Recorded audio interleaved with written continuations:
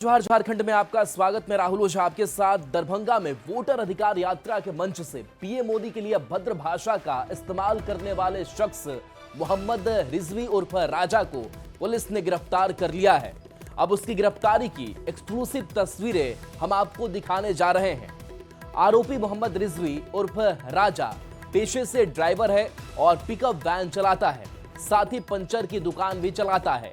आरोपी से पूछताछ जारी है और पूछताछ के बाद आगे की कार्रवाई की जाएगी। एक्सक्लूसिव तस्वीर आप तक हम पहुंचा रहे हैं न्यूज़ 18 बिहार झारखंड पर, जहां अब पुलिस के शिकंजे में अब ये गालीबाज, जिसको लेकर के सियासी बवाल भी मचा हुआ है। आज बीजेपी की तरफ से भी पटना की सड़कों पर प्रदर्शन किया गया। गृह मंत्री अमित शाह का भी इस बीच बयान सामने आया और ये तस्वीर आपको मोहम्मद रिजवी उर्फ राजा की दिखा रहे हैं। और आरोपी के बारे में बताया ये जाता है कि पेशे से ये ड्राइवर है, पिकअप वैन चलाता है, साथ ही पंचर की दुकान भी चलाता है। दरभंगा में इसने मंच से प्रधानमंत्री नरेंद्र मोदी को लेकर के अभद्र टिप्पणी की थी, गाली दी थी और इसके बाद से लगातार जो बीजेपी की तरफ से आक्रोश भी देखने को मिला और बीजेपी के नेता लगातार कांग्रेस पर हमलावर भी नजर आ रहे हैं। हालांकि कानूनी कार्रवाई इसके ऊपर की गई। कानूनी शिकंजे में अब यह शख्स है। बताया जा रहा है कि आरोपी से पूछताछ चल रही है। तो आपको सुपर एक्सक्लूसिव तस्वीर दिखा रहे हैं जो ये आरोपी अब पुलिस के शिकंजे में मौजूद है। रात जो वीडियो था उसका हम लोग ने विशद विश्लेषण किया और जो विशद विश्लेषण किया गया और उसमें जो गाली दे रहा शख्स है उसका हम लोग ने पहचान किया। मोहम्मद रिजवी हैं जो 20 साल उम्र के हैं और उनको ग्राम फकुरा करमौनी से गिरफ्तार किया गया। और बड़ी खबर रांची से, जहां झारखंड के अल्पसंख्यक कल्याण मंत्री हफीजुल हसन को बेहतर इलाज के लिए गुरुग्राम भेजा गया है। आज सुबह एयर एम्बुलेंस से हफीजुल हसन को गुरुग्राम भेजा गया। कल तबीयत खराब होने पर उन्हें रांची के पारस अस्पताल में भर्ती कराया गया था। अस्पताल में मंत्री हफीजुल की तबीयत स्थिर रही। आज मंत्री पैदल चलकर एम्बुलेंस तक पहुंचे। इस दौरान हाथ हिलाकर अपने चाहने वालों को बताया कि वो स्वस्थ हैं। गुरुग्राम के निजी अस्पताल में हफीजुल हसन का इलाज होगा। बता दें कि 1.5 महीने पहले ही गुरुग्राम में ही इनकी ओपन हार्ट सर्जरी हुई थी। तो 9 तारीख को उनको बुलाया गया था। कल कुछ कारण से उनका थोड़ा तबीयत बिगड़ा था, लेकिन सब लोगों का दुआ प्यार से माननीय मंत्री जी स्वस्थ हैं और बिल्कुल स्वस्थ हैं। इसमें कोई आप देखे भी होंगे कि हाथ हिला के वो सबको अभिवादन किए और वो गुरुग्राम हॉस्पिटल मैदानता में, वहाँ जहाँ उनका इलाज मतलब चल रहा था रेगुलर, वहाँ उनको शिफ्ट किया गया। रूटीन चेकअप के लिए गया और कोई बात नहीं। यहाँ डॉक्टर साहब बोले थे कि ले जाने की कोई ज़रूरत नहीं, लेकिन फिर डरा हुआ इंसान को ये होता है कि जहाँ चल रहा है वहाँ जाके दिखा लें। संजय सिन्हा हमारे साथ है, न्यूज़ 18 संवाददाता फोन लाइन पर। संजय, स्वास्थ्य को लेकर क्या अपडेट? देखिए, फिलहाल अपडेट यही है कि वहाँ जो है मैदान गुरुग्राम जहाँ वो इलाज के लिए हफीजुल हसन गए हैं, वहाँ उनका इलाज जो है अब इलाज शुरू होने की जो खबर है कि वो अस्पताल जो पहुंच गए हैं। और सबसे बड़ी बात यह है कि देखिए, वो जो सीने में इन्फेक्शन की बात कही जा रही है, गुरुवार को जब वो विधानसभा में थे तो अचानक उनकी तबीयत बिगड़ी और तबीयत बिगड़ने के बाद उन्हें जो रांची के ध्रुवायनी जो कह सकते हैं कि विधानसभा के बगल में जो हॉस्पिटल था पारस अस्पताल, बड़ा अस्पताल है, वहाँ ले जाया गया। वहाँ ले जाने के बाद बात आई कि उनकी इन्फेक्शन है, सीने में इन्फेक्शन है। चूंकि उनका बाईपास जो है, उनकी बाईपास सर्जरी भी हुई थी, तो सर्जरी होने के बाद जो रेस्ट करते हैं, जो एहतियातन डॉक्टर की ओर से सलाह और निर्देश दिए जाते हैं, शायद व्यस्त शेड्यूल के कारण उसका उन्होंने पालन नहीं कर पाए और इन्फेक्शन की बात सामने आई। लेकिन परिजन जो एहतियात बरतने की, जो परिजन से हमारी बात हुई है, उन्होंने कहा कि एहतियातन हम लोग जा रहे हैं, गुरुग्राम मैदानता अस्पताल जा रहे हैं, जहां उनका देखिए वहीं उनका बाईपास उनकी सर्जरी हुई थी, तो जहां सर्जरी हुई है वहीं इलाज के लिए गए हैं। और ऐसे में जो लोग हैं कि लोग यहाँ पर भी जो परिवार के लोग हैं, जो शुभचिंतक हैं, राज्य की जनता है, तमाम लोग ये कह रहे हैं कि नहीं, जल्दी स्वस्थ होकर हमारे बीच होंगे। जी चलिए, बिल्कुल शुक्रिया इस अपडेट के लिए आपका। जमशेदपुर से बड़ी खबर, जहां गैंगस्टर फहीम खान की तबीयत बिगड़ी है। फहीम खान को अस्पताल लाया गया है। एमजीएम अस्पताल की सुरक्षा भी बढ़ा दी गई है। अस्पताल के कैदी वार्ड में इसे शिफ्ट किया गया है, भर्ती कराया गया है। वासेपुर का गैंगस्टर फहीम खान है। घाघीडीह जेल में फहीम खान बंद है और तबीयत बिगड़ने के बाद से एमजीएम अस्पताल में इसे भर्ती कराया गया है, जहां कैदी वार्ड में ये इलाजरत है और एमजीएम अस्पताल की सुरक्षा भी बढ़ा दी गई है। तो ये तस्वीर आप तक पहुंचा रहे हैं, जहां पर देखिए इस कैदी को पुलिस की देखरेख में अस्पताल लाया गया है, जहां पर इसका इलाज किया जाएगा। बता दें कि वासेपुर का गैंगस्टर है यह फहीम खान और घाघीडीह जेल में अभी फहीम खान बंद है, लेकिन इसी बीच उसकी तबीयत खराब हुई और तबीयत खराब होने के साथ उसे अस्पताल लाया गया। पूर्व मुख्यमंत्री बाबूलाल मरांडी ने सनसनीखेज आरोप लगाए हैं। सोशल मीडिया एक्स पर पोस्ट कर बाबूलाल मरांडी ने आशंका जताई है कि शराब घोटाले के सबूत को मिटाया जा रहा है। आरोप लगाया कि रात के अंधेरे में उत्पाद विभाग के दफ्तर से एसीबी की टीम कागजात ले गई। आरोप लगाया कि डीजीपी के निर्देश पर एसीबी ने उत्पाद विभाग के दफ्तर से कागजात उठाए। बाबूलाल मरांडी ने घोटाले के सबूत खत्म करने की आशंका जताई, साथ ही सीएम से अनुरोध किया कि वो इस मामले में संज्ञान ले। तो बाबूलाल मरांडी के इन आरोपों पर जेएमएम ने पलटवार किया है और पूछा है कि बाबूलाल मरांडी को ये जानकारी कहां से मिलती है। साथ ही कहा कि बाबूलाल मरांडी जब आरोप लगाएं तो तथ्यों की पड़ताल भी जरूर कर ले।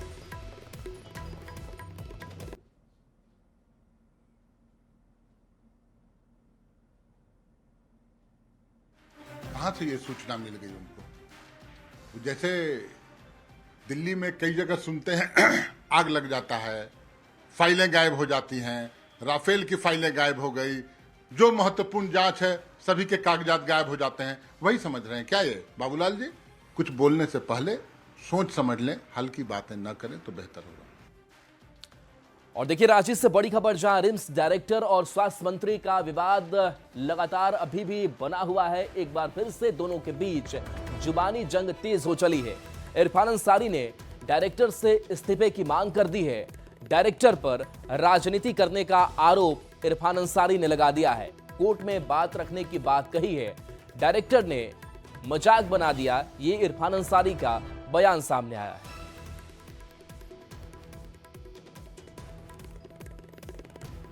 ये बात सही है कि रिम्स में पॉलिटिक्स हो रहा है।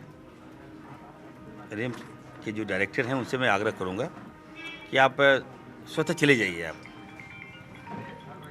हमें व्यवस्था को चलाने दीजिए।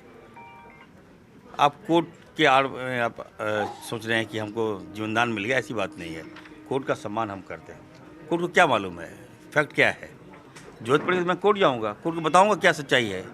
काम नहीं हो रहा है भाई, डायरेक्टर हमको सीधा फाइल भेज देता है। बताइए साहब, हम साइन कर दें? रांची से बीजेपी विधायक सीपी सिंह ने मुख्यमंत्री हेमंत सोरेन पर निशाना साधा है। एसआईआर के खिलाफ विधानसभा में सीएम के संबोधन पर सीपी सिंह ने कहा कि एसआईआर में गलत क्या है जो इसका विरोध किया जा रहा है। एसआईआर पर इन्होंने कहा तो एसआईआर से इन्हें चिंता क्यों? इंडी गठबंधन वाले को प्रॉब्लम क्या है? प्रॉब्लम तो उन्हें ही होगा ना जो गलत काम करते हैं, जो घोटाले करते हैं, जो अवैध पैसे कमाते हैं, जो राष्ट्र हित में काम करेगा, जो जनहित में काम करेगा, जिसके लिए पैसा महत्वहीन हो, उसको चिंता करने की क्या बात है? नगरी में रिम्स 2 के विरोध पर जेएमएम ने बीजेपी पर निशाना साधा और कहा कि बीजेपी विकास विरोधी है। कल विधानसभा में सीएम हेमंत ने विकास विरोधी लोगों को आईना दिखाया। कल माननीय मुख्यमंत्री ने विपक्ष को आईना दिखलाने का काम किया। उन्हें यह बताया कि आप विकास विरोधी हैं, आप विकास का विरोध करते हैं। सीरम टोली का आपने विरोध किया। आज सबसे ज्यादा गाड़ियां उन्हीं नेताओं की पार होती हैं। और रिम्स 2 का भी आप विरोध कर रहे हैं। विरोध में जन समर्थन आपको नहीं है। झारखंड के शिक्षा मंत्री रहे रामदास सोरेन का आज श्राद्ध कर्म है। जमशेदपुर के घोड़ा बांधा मैदान में भोज का कार्यक्रम है। राज्यपाल संतोष गंगवार ने घोड़ा बांधा फुटबॉल मैदान में रामदास सोरेन को श्रद्धांजलि दी और परिवार के लोगों से मुलाकात की। श्राद्ध भोज में 50,000 से ज्यादा लोगों के आने का अनुमान है। तो ये तस्वीर आपको दिखा रहे हैं, भोज की तैयारी है और राज्यपाल भी पहुंचे हैं। आदिवासी परंपरा के अनुसार ये श्राद्ध भोज किया जाएगा। रामदास सुरेन जो शिक्षा मंत्री रहे और आज उनका श्राद्ध कर।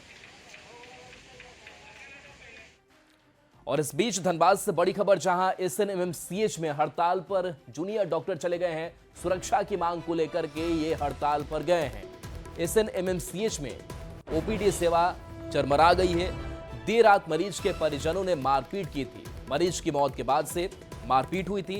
6 जूनियर डॉक्टर इसमें घायल हुए थे, जिसके बाद से सुरक्षा की मांग को लेकर ये हड़ताल पर चले गए हैं। ओपीडी जो है आज से बंद कर रहे हैं, इसलिए क्योंकि कल यहाँ पे जो घटना हुआ था, घटना के बाद हम लोगों को आश्वासन दिया गया कि सिक्योरिटी वगैरह और सब कुछ बढ़ाया जाएगा, पर लिखित में हम लोगों को कुछ नहीं मिला है। तो हम लोग यहाँ पे धरने पे बैठे हैं। हम लोग को हर एक चीज़ का जो बोला गया है या हमारी जो मांगे हैं सब लिखित में चाहिए और उस पर एक्शन चाहिए। बड़ी खबर दुमका से है, जहां जामा में मयूराक्षी नदी के तट पर बने मिनी गोवा में 4 बच्चे डूब गए। एक बच्चे का शव बरामद हुआ है, बाकी 3 की गोताखोर तलाश कर रहे हैं। बताया जा रहा है कि कल शाम को 4 बच्चे नहाने आए थे। नहाने के दौरान चारों डूब गए। गोताखोरों के साथ स्थानीय लोग लापता बच्चों की तलाश में जुटे हुए हैं। एक बच्चे का शव मिला है, 3 अभी भी लापता हैं, जिसके बाद से अब गोताखोर लापता की तलाश करने में जुटे हुए हैं। स्थानीय लोगों की भी वहां पर मौजूदगी है। खबर बोकारो से है, जहां एक स्वास्थ्यकर्मी 27 अगस्त की सुबह 8 बजे से लापता है। पिंडरा जोरी उप स्वास्थ्य केंद्र में लैब टेक्नीशियन के पद पर संतोष पोस्टेड है। सुबह 8 बजे संतोष ड्यूटी के लिए निकला था, लेकिन उसके बाद घर नहीं लौटा है। परिजनों ने सेक्टर 6 थाने में लापता होने की सूचना दी है। सीसीटीवी फुटेज में संतोष कुमार सेक्टर 11 के पास एक महिला के साथ दिखे हैं। फुटेज के आधार पर पुलिस संदिग्ध महिला से पूछताछ कर रही है। संतोष की बाइक भी पेट्रोल पंप के पास से मिली है। परिवार वालों को किसी अनहोनी की आशंका सता रही है। कल 6:30 बजे से ऑफिस के लिए अपना निकले थे, फिर उसके बाद से घर पे नहीं आए। तो जो मेरे घर का टर्निंग है वहाँ के सीसीटीवी फुटेज में चेक किया, तो फुटेज में वो दिख रहे हैं कि वो अकेले क्रॉस किए हैं। फिर उसके बाद उनको मतलब कि ऐसे लोग जो देखा कि ऐसा इंक्वायरी की हम लोग कि किधर गए, तो ऐसा बताया गया कि एक लेडीज़ देखी साथ में दिखी थी। वो लेडीज़ उनको ऐसे बहला फुसला के साथ लेकर गई अपने साथ, फिर उसके बाद फिर वो मिले नहीं है। अब खबर गिरिडीह से है, जहां कबरीबाद माइंस के पास एक बार फिर से सड़क धंसी है। सड़क के बीचों बीच गड्ढा बन गया है, जिसके कारण इस सड़क से गाड़ियों का आना जाना बंद हो गया है। सीसीएल की टीम सड़क की मरम्मत करा रही है। बताया जा रहा है कि अवैध खनन के कारण सड़क खोखली हो गई है और बार बार भूधसान हो रहा है। निर्देश दे दिया गया है आउटसोर्सिंग से, वो भी गिरा के और उसका ग्रेडर से रोड को भी जल्दी ही चालू कर दिया जाएगा। ये सब इलीगल नियर बाई एरिया में ये पूरा इलीगल किया हुआ है ऊपर वाला सीम में, उसकी वजह से ये जगह जगह जो है बार बार भूधसान हो रहा है। झरिया के पूर्व विधायक संजीव सिंह पूर्व डिप्टी मेयर नीरज सिंह हत्याकांड में बरी हो गए हैं। उनकी पत्नी और झरिया विधायक रागनी सिंह ने इस मुश्किल वक्त में साथ देने के लिए अपने समर्थकों को धन्यवाद दिया है। साथ ही कहा कि 8 साल 5 महीने बर्बाद करने वालों से वो कानूनी दायरे में रहकर हिसाब लेंगी। झूठे केस में फंसाने वालों के खिलाफ वो मजबूती से लड़ेंगी, ताकि आगे कोई किसी को झूठे केस में ना फंसाए। जीवन का 8 साल जो बर्बाद हुआ, उसका हिसाब कौन देगा? हम तो इतना ही चाहे कि इसका भी हिसाब ऊपर वाला देंगे। अगला को ही मुंह तोड़ जवाब देंगे। पूरे कोयलांचल की जनता उस बेटा के लिए आने वाले समय में मुंह तोड़ जवाब देगी। जो मेरा 8 साल पल पल बीता है, मेरे मासूम बच्चों का जो किस तरह से तड़प के बीता है, वो पूरे लोग देखा है, पूरे कोयलांचल की जनता देखी है, जिसका परिणाम है कि पूरी कोयलांचल की जनता मेरे साथ खड़ी रही और सबकी आस्था विश्वास सिंह मेंशन परिवार पे है और संजीव सिंह पे थी कि ये सत्य की जीत होगी और सत्य की लड़ाई है। एक दिन पूरे इज्जत के साथ संजीव जी घर आएंगे। नीरज सिंह हत्याकांड में पूर्व विधायक संजीव सिंह बरी हो गए हैं। अब इस केस के अनुसंधानकर्ता इंस्पेक्टर निरंजन तिवारी और पीपी सत्येंद्र कुमार राय की मुश्किलें बढ़ने वाली है। एमपीएमएलए कोर्ट ने नोटिस जारी किया है। संजीव सिंह के वकील ने आरोप लगाए हैं कि सजा दिलाने के लिए फर्जी दस्तावेज, फर्जी गवाह तैयार किए गए। अगली तारीख पर जांच अधिकारी इंस्पेक्टर निरंजन तिवारी, पीपी सत्येंद्र कुमार राय को अदालत में जवाब देना है। अनुसंधानकर्ता ने सूचक के साथ मिलकर फर्जी दस्तावेज बनाए, फर्जी गवाह खड़ा किए ताकि संजीव को at any cost capital punishment हो। टाटा स्टील के कर्मचारियों के लिए अच्छी खबर है। 11,446 कर्मचारियों के बीच 303 करोड़ बोनस की राशि बांटी जाएगी। पिछले वित्तीय वर्ष के मुकाबले 2000 करोड़ का नुकसान होने के बाद भी कंपनी ने कर्मचारियों को त्योहारों में बोनस देने का फैसला लिया है। टाटा स्टील के फैसले का वर्कर्स यूनियन ने स्वागत किया है। पटाखे फोड़कर और मिठाई बांटकर यूनियन ने जश्न मनाया। एम्प्लॉय को 152.44 करोड़ मिलेगा और एक छोटा शहर के लिए इतना पैसा फ्लो होना तो जो डायरेक्ट इनडायरेक्ट दुकानदार बिजनेस सबको एक अच्छा प्रभावित करेगा, अच्छा मैसेज जाएगा। आपने पूछा तो मैक्सिमम जो गया है 3,03,013 रुपया कर्मचारी बंधु को और मिनिमम गया है जो न्यूली ज्वाइंड है फाइनेंशियल में उनका 39,004 रुपया और एवरेज जो गया है एवरेज बोनस जो गया है 1,33,178 रुपया। हजारीबाग के क्रिकेट प्रेमियों के लिए अच्छी खबर है। बीसीसीआई की प्रतिष्ठित कोच बिहार ट्रॉफी की मेजबानी हजारीबाग के लिए मिली है। 8 से 11 दिसंबर के बीच संजय सिंह क्रिकेट स्टेडियम में झारखंड और केरल के बीच मुकाबला होना है। जेसीए को इस सीजन में 77 मैच की मेजबानी मिली है, जिसमें पहला मैच हजारीबाग में खेला जाएगा। मेजबानी मिलने के बाद स्टेडियम में तैयारी शुरू कर दी गई। समय से प्रयासरत थे। आज हम लोग को बीसीसीआई का जो बोर्ड मैच होता है कूच बिहार अंडर-19 वो मैच हम लोगों को केरल वर्सेस झारखंड का हम लोगों को मिल गया, जो 8 दिसंबर से शुरू होकर 11 दिसंबर तक है। 2016 से हम लोग लगे हुए थे इस पर और काफ़ी प्रयास के बाद ग्राउंड को, पेविलियन को, एवरीथिंग को हम लोग अपडेट किए। उसके बाद ये मैचेस हम लोग को मिला है। बहुत बड़ा दिन है, बीसीसीआई का मैच मिल रहा है पहली बार हजारीबाग में। सबके लिए है, हमारे यहाँ जो बच्चे खेलते हैं उनके लिए बहुत बड़ा दिन है। बड़ी बड़ी मैचें देखेंगे, सीखेंगे। खेल दिवस के मौके पर रांची के मोरहाबादी हॉकी स्टेडियम में मेगा स्पोर्ट्स इवेंट का आयोजन किया गया है। इस प्रतियोगिता में 6 खेलों को शामिल किया गया है, जिसमें हॉकी, फुटबॉल, आर्चरी, तैराकी, एथलेटिक्स और बैडमिंटन शामिल है। 29 से 31 अगस्त तक चलने वाले इस खेल महाकुंभ में राज्य भर के करीब 1200 खिलाड़ी शामिल हो रहे हैं। उद्घाटन समारोह में बेहतर प्रदर्शन करने वाले करीब 300 से ज्यादा खिलाड़ियों और कोच को कैश अवार्ड से सम्मानित किया गया। इंटर झारखंड की इस प्रतियोगिता में जो सवर कर निकलेंगे, आने वाले दिनों में बेहतर प्रदर्शन की संभावनाएं हैं। खेल विभाग ने भी अपने तमाम सीमित संसाधनों के बाद भी आमूलचूल परिवर्तन की दिशा में कदम बढ़ाया है और मैं बहुत उम्मीद करता हूं कि आने वाले दिनों में इन साझा प्रयासों के बेहतर फलाफल आपको दिखेंगे। मोरहाबादी हॉकी स्टेडियम में मेगा स्पोर्ट्स इवेंट का आयोजन किया जा रहा है।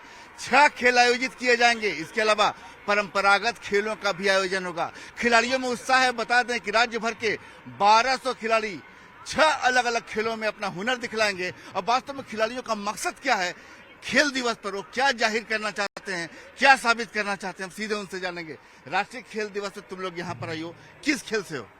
मैं आर्चरी की हूँ, स्टूडेंट हूँ। और कहाँ से आई हो? कुम्हारडूंगी सेंटर से। हाँ। और मेरा नाम मिली मछुआइन है। हाँ। और आज नेशनल स्पोर्ट डे में मुझे बहुत अच्छा लग रहा है। कल का परफॉर्मेंस में मैं अच्छी प्रदर्शन देने के लिए कोशिश करूंगी और मैं अभी नेशनल मेडलिस्ट हूँ। मैं चाहती हूँ कि मैं ओलंपिक में और मेहनत करके पार्टिसिपेट करूँ।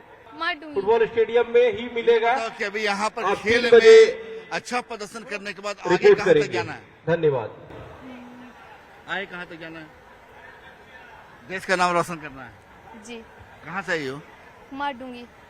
राष्ट्रीय खेल दिवस 2025 सपना है, यानी कि 6 स्पर्धाएं, 1100 से ज्यादा खिलाड़ी। जब खिलाड़ी इस स्तर पर बेहतर प्रदर्शन करते हैं तो देश के लिए खेलने का उनका सपना और उसकी ललक भी बढ़ती है। कैमरामैन संत के साथ संजय कुमार सिन्हा, न्यूज़ 18 रांची।